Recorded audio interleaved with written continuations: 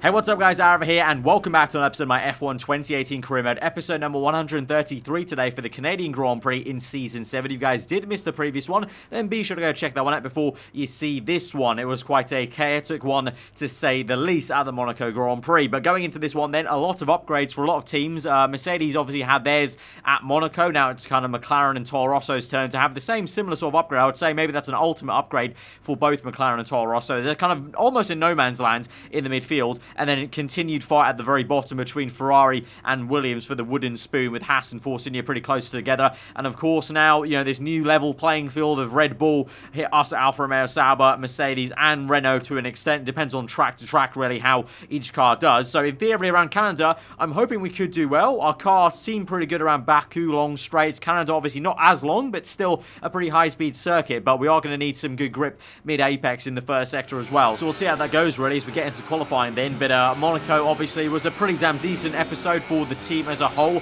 In the end, I still came away with it a little bit annoyed with the result, because we just couldn't get the elusive win at Monaco yet again for a 7th season now in this career mode. But we fight on, and obviously the more important thing is the championship, and we take it race by race. And so we're gonna move our mindset straight away to this next one, the Canadian Grand Prix. So get through into Q2, obviously that's not a worry there, and both myself and Leclerc having some good pace. The Renaults look pretty strong though as well, got to say that in a straight line. I think the Renault is going to be pretty damn nippy, so I'll have to see how it goes in the race on heavier fuel, if anyone can even try and overtake the Renault guys, and that is if they get it, on the sharp end of the grid. But Q2 then, our first run wasn't amazing, so the second run is going to have to be improvement, because we're down in P10. Gasly's ahead of us, so he can definitely improve. Hartley in the McLaren could have potential to improve, so I definitely needed to go out there, and I couldn't risk not going out, and so we do find a decent amount of time as we go through across the line. Literally the end of the session, we were still P10 with Van Dorn ahead of us, and we only actually finished up in P8 to my surprise. Leclerc was actually up in P2 before, but then he moved down to P9 by everyone setting their last times at the end of the session, and surprise, surprise, Fernando, Alonso and Max Verstappen both knocked out in Q2. That is a big shocker for both Renault and Red Bull Honda there.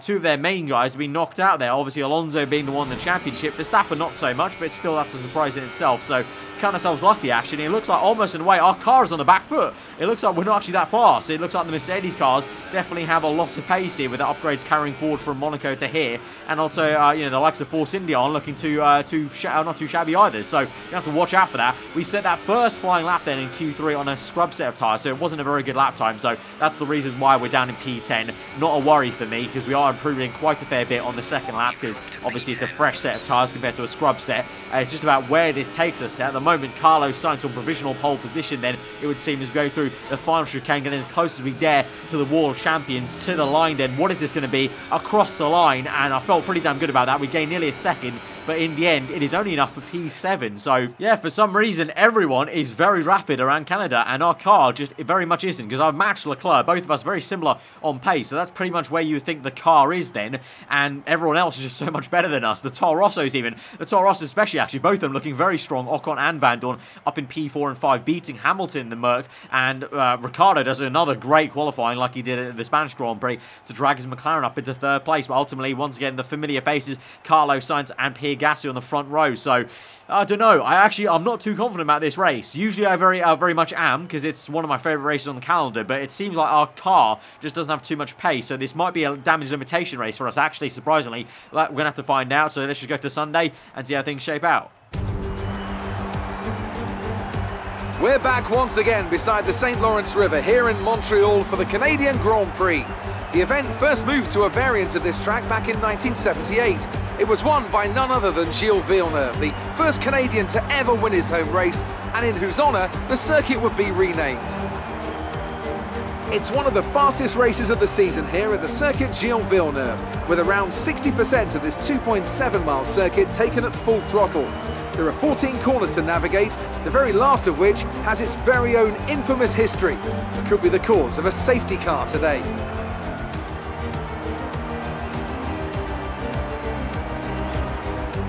Anthony Davidson is alongside me as usual for the race today. Let's talk about the engineer. That was a great podium in the last race, so can they keep that momentum going this weekend? There are never any guarantees in this business, but certainly the performance last time out would have boosted their confidence coming into this one. Right, so let's take a look then at the starting grid ahead of the Canadian Grand Prix for Season 7, my F1 2018 career mode. And a familiar name returned to the top spot there with Carlos Sainz in the first of the two Renaults on pole position. Alongside him, the Frenchman Pierre Gasly and his Red Bull Honda, very much getting used to the front row these days. Third place, Daniel Ricciardo doing really well. And then Esteban Ocon in the first of the two Toro Rossos in P4 and P5. Lewis Hamilton in P6, and the next row all Alfa Romeo Sauber with Brendan Hartley and Sergio Perez in P9 and 10. Nico Hülkenberg P11 with Bottas P12, but Alonso and Verstappen will be disappointed with their positions then. And the next row all Haas, all Ferrari, and then all Williams to round out the grid for the Canadian Grand Prix. Looking a bit overcast, so there might be some rain, you never know. But let's go to the grid then for the Canadian Grand Prix. So it may not have been an ideal day in the office yesterday in qualifying, but we are on a lucky number P7 slot, so maybe that can give us some luck. It's overcast at the moment. It will go to sunny, though, so it doesn't look like there's going to be any chance of rain, but knowing this game, you just never know. There might be a sprinkle, so let's just wait for it. But if it is going to be all dry, the strategy will be a two-stop for us today on two sets of ultras. Probably going to try and make undercut to both those stints, because the undercut is so powerful here around Montreal. Filling up on less fuel than we need to, because the power unit is pretty damn efficient these days, and we're just going to get straight into then as we go to 5 red lights then for the Canadian Grand Prix, round number 7 of the season. 5 red lights are out and we're underway. Quite some wait for the lights to go out, and it's a bit of a poor start from myself, or so I thought, because Leclerc got an even worse one there, and him and Brendan Hartley bogging down quite a fair bit into turn 2 then. We're trying to have a look on the outside of Van Dorn, who's side by side with Lewis Hamilton right now. So the Toro Rosso man having a bit of a slow start. Hamilton trying to make his way up the order. Those two still neck and neck, and Van Dorn just gets the better of our fellow compatriot Hamilton there ahead of us, but we can't make any kind of headway. Meanwhile, up ahead, I think it's still Pierre Gasly who leads the way now, who got off obviously from a great start. He was in second place, remember. So Carlos Sainz, the pole man, had a very slow start off pole and is down to second then, and after him is then Esteban Ocon in the other Toro Rosso car, who's side by side with Daniel Ricciardo. Ricciardo and Ocon scrapping away for P3 and P4. Ocon on the outside to the inside now for turn 2. Ricciardo, though, will he have the pace in the McLaren car? It should in theory be better than the Toro Rosso, but the Toro Rosso Honda going very well indeed, probably in a straight line due to the Honda power unit, but Ricciardo has the balls to send one down the inside there, squeeze them out and maintain that P3. And for now, Carlos Sainz just can't quite get back into the race lead, and Gasly still leads the way, but that might be a bit of a different story as we move on later. The very next lap, Sainz with the move on the outside, then both of them are going to have to give each other room and they slow each other down, but Sainz does get up into first place, then Gasly down to second. Ricciardo still in third place, then having a bit of a train now forming behind him, the two Toro Rosso cars, the Mercedes and myself, you can see, and Leclerc is catching up to myself as well, so this might be almost a 6-man train soon enough as the two once again side by side, Ocon and Ricciardo. This time the Frenchman looks like to have a better run to the inside there. Ricciardo again though hangs it around the outside to the inside for the next part of the chicane, and he's still side by side having to cut across the curbing a little bit, but eventually Ocon will have the move finally made, and the Toro Rosso's up into third place. So it's been a fantastic first few laps there for the Toro Rosso team. Looks like that quali result wasn't really a fluke there. They really do have the pace to be right up there as we now move on towards lap 4. Sainz setting the fast lap of the Grand Prix. We are still in P7, unfortunately. They're frustrating haven't been able to get past any of these guys, but it's just so difficult to pass when these guys are fighting each other. And also, to be fair, they just have some overwhelming good pace at the moment on these hypersoft tyres. You can see I'm losing traction, and now Leclerc has gone for a move around the outside. That's a crucial mistake by me, and that invites Leclerc down the inside. And so we're side by side with our teammate there. The really nice camera shot there showing us both having at it, and Leclerc on the inside. I go wide and have to try and snake my way to the inside for the next right-hander, but again losing the back end. And so at the moment things are not going well for me as Hartley's now down the inside. I just don't have any pace, to be honest. My car just feels absolutely rubbish at the moment on these hypersofts. I feel like the tyre wear is a lot worse for me than it is in the cockpit for Charles Leclerc, and so we're gonna have to watch out for that as now Hartley is ahead of us and we're just about hanging on to the head of Fernando Alonso and Sergio Perez in the Force India and the Renault, and we tried to make a move down the inside of Hartley as he locked up, but wasn't able to make it work. But now with DRS now on lap 4, he's got DRS though, but we are going to fly past him, so at least I can make some overtakes maybe in a straight line later on this race. But for now, the tyre wear is just too bad. I have to continue on for one more lap, but I think pretty much I've already decided to make a massive undercut for my next pit stop and come in pretty much on this lap, as now this train is still forming, so it's the perfect time. Going to confirm that, going to pit in this lap on lap 5, and hopefully this train up ahead of me, the two Toro Rossos, the Mercedes and that McLaren, if they fight enough on this next, 1 or 2 laps, I can try and jump some of them maybe, because at the moment these Hypersofts just aren't my friend. Hopefully the Ultrasoft tyres will be a bit better for me as a race tyre. And that's a lot of hope pinned on a different set of tyre compounds here, because the pace just really was not great compared to Leclerc, especially in the same car. I matched him in qualifying, beat him by just, over a tenth. And then in the race there, he flew by me, albeit, with some mistakes with oversteer. And then the way Hartley overtook me as well so easily. It just felt like I was so slow in a straight line there as well, let alone the acceleration and traction. But we're going to come out on Ultrasoft tyres, and I know from past experience the undercut is powerful, so just have to try and maybe pin my hopes on that. Meanwhile, this is a replay from a lap or 2 later with Gasly and Sainz coming in for their pit stops then. Obviously the Red Bull, the first in the pit lane order, and so those guys making the pit stop onto a set of Ultras, both of them on Ultras, but the Renault is held, and there you go. That is a race change lead in the pit lane then. The Red Bull Honda squad better with the pit stop, and they're able to make Gasly jump Carlos Sainz. But actually, the man who gets into the lead of the Grand Prix is Fernando Alonso in the other Renault. Remember, he got knocked out of Q2, so he started on a set of Ultras. So I highly suspect that Alonso there is starting on Ultras. He's going to go long and then go to a set of super soft tyres and make a one-stop work. So actually, at the moment, all 3 of these guys have one more pit stop to make, because these 2 just pit onto Ultras for a classic 2-stop here. So those 2, Gasly and Sainz, they have to overtake Alonso. Otherwise, Alonso might just see himself in a very surprising race lead later on this Grand Prix with a good chance to win potentially. So that'll be quite something, really, from the Renault boys and Alonso. But there we go now, overtaking the likes of Raikkonen there, catching up to this grid order now to the inside of turn 2. And that McLaren there is actually Ricciardo. That is not Hartley. So we have jumped Ricciardo. And remember, Ricciardo was fighting Ocon for P3. He was in P4. I think that Toro Rosso that we just saw come out of the pit lane was Ocon. So I think I've just about jumped maybe, potentially about 3 or 4 cars here in this undercut as we now go and overtake Lance Stroll. So an inspired decision to make this early pit stop, because I think it's worked out wonders and miracles as we now go overtake Vettel now in a straight line. Very easy, as the Ferrari is very slow these days. To the inside now into the chicane, you can see Ocon fighting. I think that's a Haas car there, as Ocon's going to pull out on the outside of turn 1. It'll turn to the inside though for turn 2, remember, as we try and catch up as well with a bit of a minor lock-up on the front left. But the Haas has been overtaken of Magnussen, and it's very close between Hamilton, I think that is, and the Ferrari car. So Hamilton has jumped Ricciardo in with an overcut strategy, actually. That's very odd actually to think about. He's pit on lap 10, and he's jumped Ricciardo after coming in a few laps later than him. So somehow, I think the McLaren just doesn't have too much race pace.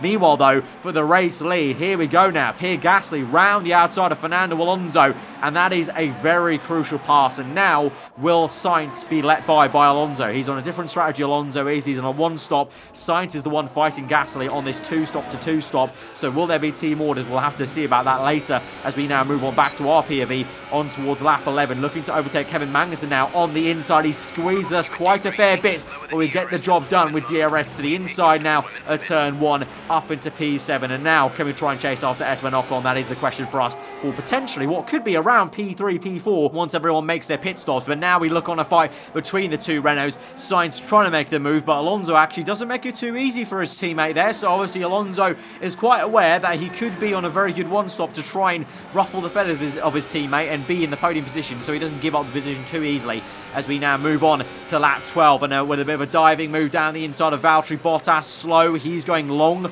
on the Ultras, so I think he's also trying a one-stop here with Alonso. So really, at this stage of the Grand Prix, I don't know where we are actually going to be, because there's so many of these guys trying one-stops ahead of us that have to filter out through. But at least at the moment, we're up into P6. Meanwhile, back in the world of the Renault, Sainz now on the outside once again into the chicane. Alonso defends, but Sainz, just like he did on Gasly earlier on for the race lead for P2 there, he gets up the order. But whilst those 2 guys were fighting, they basically allowed Gasly to walk away with quite a sizable gap. So Gasly at the moment dominating this Canadian Grand Prix. Now we try and chase after his kind of quote-unquote teammate in the Red Bull family, as it were, in the Toro Rosso. We've got Ocon on the right-hand side. We're to the inside of turn 1. It's very fine margins between myself and the Frenchman now as we go through turns 2. He's got the better traction there, and the Honda power is helping him, and I just don't have the acceleration, so I think our car is definitely lacking some chassis reduction on the weight side of things, as we now do eventually go down the inside though and keep it in there. We had a warning for a collision, but that was just for a little love tap we had on the exit of turn 2, but we make a ballsy move into that chicane to have it to the inside. But saying that though, immediately now on that next right-hander, Ocon has got the acceleration once again. He flies past us there with DRS as well, remember, on this section. As he locks up though, we are invited back in, but then he slams the door shut and so it's a real ding-dong battle here for Esteban Ocon for pretty much an entire lap now. This might be a fight for P3 in this Grand Prix. It's a pretty crucial position, of course, though, a podium position, so can we now try and get him? We're going to have DRS here. We have enough fuel on board. We're going to switch to overtake mode on the ERS, wait for the DRS activation, open up the rear flap, try and reduce the drag on the rear end, and here we come, closing. Will it be enough to make a move to the inside? Yellow flags behind us, that is, as we now make a big dive to the inside. Very nicely done, late on the brakes, and we're up into P3, Ocon down to P4. I think now we can try and waltz away from him as we now move on to lap 18, though. I say waltz away from him, but he's been overtaken by Hamilton, and Hamilton in the Mercedes car is on a charge here, and he's now set his sights on myself. He'll have DRS as well down this little mini back straight towards that high-speed chicane now, the right and then the left, and he's on the outside now. It's very close into the brake zone there as we go under the bridge, and we just about keep this ahead into P3, but he's going to have another chance into the hairpin. We're going to go defensive to the inside here and try and push him a little bit wide, but as we go into the hairpin, Ocon also out of nowhere comes through to make it 3 wide momentarily there, and the two of them, the Toro Rosso and the Mercedes, make contact, Ocon and Hamilton, and it's a T-bone sort of collision there, very slow T-bone crash, and Ocon now affected. I don't know which one took the other one out, but they're both taking each other out basically, and now they're way down the order, way outside the points now, as both of them try and get back on track. They have to wait up for these cars to come through, and so a calamity there for both Ocon and Hamilton there, absolute chaos there. I don't know what went on, because it was momentarily 3 wide, then I kind of got a bit of advantage and got ahead of both of them. Those two were two abreast then on the exit, and then I don't know, it looked like Hamilton just didn't even see Ocon was there, because Ocon couldn't go anywhere else. He couldn't go more left because that's where the wall was, so I think that was probably Hamilton's fault of going too left of himself, because he had more room on the right and could have given Ocon the room. So very odd incident there. But anyway, we come in now for our second pit stop on that was lap 20. We come out just ahead of Brendan Hartley, so good stuff to have some clean air in P8 now. And so again, we're going to try and make an undercut work on some of these guys later on as we now move on to lap 22. Eventually, Verstappen will come in, Leclerc is in, and we're up into P5. But the cars ahead of us are actually for position there. It's Pierre Gasly who leads the Canadian Grand Prix in a very dominant fashion there. The Frenchman is just pretty much been in a world of his own. Second place is Carlos Sainz after he overtook his teammate Fernando Alonso. He's on super softs now after making his second pit stop of the Grand Prix. Third place is Fernando Alonso from that one stop, and also someone else who was doing another one stop is Nico Hülkenberg. So that is why Hülkenberg somehow has jumped me out of nowhere, because he's also making a one stop like Alonso, and so we're going to have to actually try and chase after him if we want to try and get that P4 position. And then behind us is the likes of Valtteri Bottas and Ricciardo, who are ahead of Leclerc and Verstappen right now. So a lot of chasing having to be done with a few people on 2 stops and a few people on 1 stops in the top 10 here. As we now watch onto those potential swaps as Ricciardo is closing up to Valtteri Bottas, a little bit slow on worn tyres on the outside. The Aussie man will go, very fine margin. Those two are going to slow each other up, so Leclerc might be invited in to make a move on Bottas very rapidly soon, as well as Verstappen, as you've got 4 cars so close together. And there you go, actually straight away, Leclerc will make the move around the outside of turn 1 into turn 2. What a camera angle that is. I always love when this camera angle shows up here at Montreal, and Leclerc gets up the order and gets past the Finn in the Force India car, and now the Finn will have to contend with the Dutchman Verstappen, who's been very slow in this Grand Prix compared to his teammate who's been out in the lead, pretty much not being challenged whatsoever. As we now move back to our POV, lap 32, we've got 4 laps to go remain, including this one, and we're chasing after Nico Hülkenberg. So I said if we wanted to try and get the P4, we have to actually try and literally chase after him, because he's not going to make another pit stop in this Grand Prix. Hülkenberg with a very good one stop, to be fair. But now as we move on to lap 34, we're literally going on to the last lap of the Grand Prix. This might be a last lap overtake for P4 in this Grand Prix. A real big fight this entire Grand Prix has been. Remember, we qualified P7. We were down to P9 at one point before the first pit stop there, and so this is a really great recovery and a good fight back of spirit. You know, didn't give up. You know, we easily could have given up earlier on the Grand Prix, and now we go for the move down the inside of the German. Very close there, squeezing towards the grass almost, and now on the outside, will he have the traction to the inside? No, he won't. And so we are up into P4 of the Canadian Grand Prix, but there's still a lot of the lap left over, and he might have some good pace, because remember, Hamilton had us for acceleration on this next chicane coming up, so I think he might have that as well as we go through the left and then the right, and this dreaded right. I just can never get the power down as fast as the AI can. And so here comes Hülkenberg, surprise, surprise, with DRS as well, remember, on the right-hand side. Nice camera angle to show you how close it's going to be as we go and still make a march to the inside there for the next part of the chicane. And Hülkenberg, though, maintains track position. I'm going to have to tuck in behind now for the hairpin. Do we dare to make a dive to the inside? No, we do not. We're going to stick in behind on the last sector of this Grand Prix then. We're going to have to hope that we can try and get past him with DRS into the final chicane before the Wall of Champions. Here we go then, DRS Open closing. Gasly does win the Grand Prix ahead of Carlos Sainz and Fernando Alonso. We make a dive to the inside there, side by side. He's ahead still into the second part, but we get the acceleration. We have the room, and in the last part of the circuit, we get up into P4, the Canadian Grand Prix. I would say that's a pretty damn good race, all things considered. All your hard work out there. That was a strong drive and a good finish. Well done.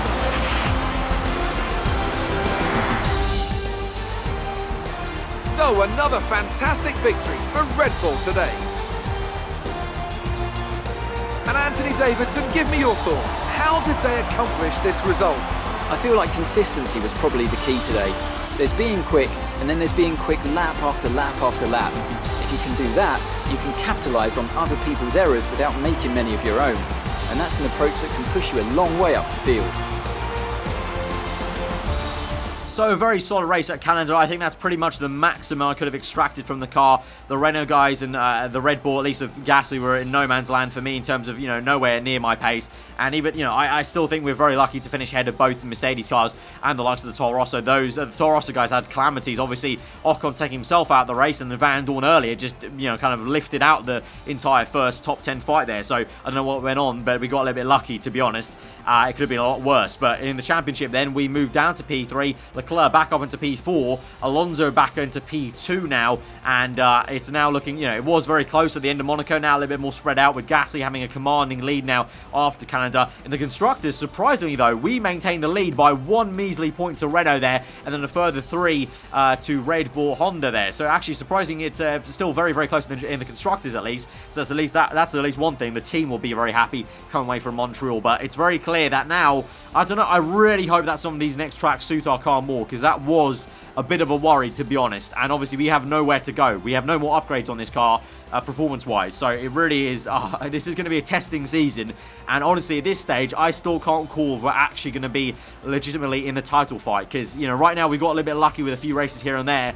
But, you know, if we have a few more of these races where, you know, it carries on for the entire race, where we're so slow like we were at the start of that Canadian Grand Prix, then it's going to be a tall order, because the Renault guys and the Red Bulls have a lot of pace, and Mercedes and Toro Rosso and McLaren just keep on improving with their upgrades as of late. So it's a bit of a, you know, I don't know how to call it, to be honest. But nonetheless, that was still a solid race from us, and like I said, extracted the maximum from the car. So guys, if you did enjoy that race as well, then be sure to hit that like button. Let me know your thought in the comments below. If you're new around, subscribe for weekly Formula content. I've been Alfa. Hope you enjoy the rest of the day, guys. I'll see you guys next time. Goodbye.